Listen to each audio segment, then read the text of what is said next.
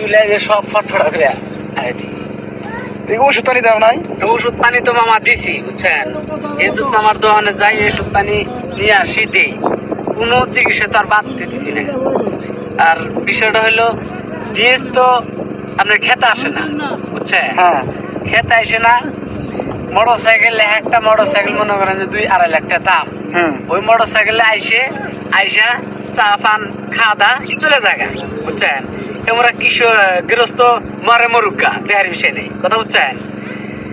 এই দেখেন গাছ মইরা হয়ে গেছে গায়ে। আর এই যে দেখেন এই যে আশেপাশে 2 বিঘা ক্ষেত চাষ করছি দেখেন। আচ্ছা, এগুলা মানে মরিচ গাছ ছিল? হ্যাঁ মরিচ গাছ ছিল, এটা সব মরিচ গাছ ছিল। এগুলো হাল বাইছো? হ্যাঁ হাল বাইছি। অনেক জমি। হ্যাঁ এত সুন্দর জমি। আপনার এই ক্ষেতটাই 1 বিঘা ক্ষেতের মধ্যে প্রায় 2-2.5 লক্ষ টাকা নেই আল্লাহ দেয়, ঠিক আছে।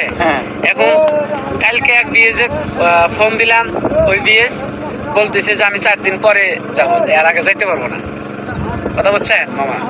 তারপরে এজত মামাকে ফোন দিলাম যে মামা একটা বিএস একটু পাঠায় দাও। এখন এজত মামা মানে ওই বিএসে কি বলছে এটা আমরা শুনতে পারি নাই, আর দ্বিতীয়বার ফোন দিই।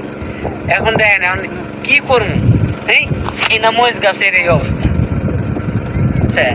এখন কোন আচ্ছা মামা তুমি কান দিতেছে নাকি? কান দিব না, মনে করেন যে পোলাপান যেভাবে মানুষ করে তার চাই বেশি যত্ন হয়েছে মোস্টালে বুঝছেন। পোলাপানের চাই মোস্টালে বেশি যত্ন আমরা করি। আচ্ছা এগুলো কি করবা, এই ফাঁকা এগুলো এখন কি করবা? এটা এখন বিষয়টা হলো সর্ষে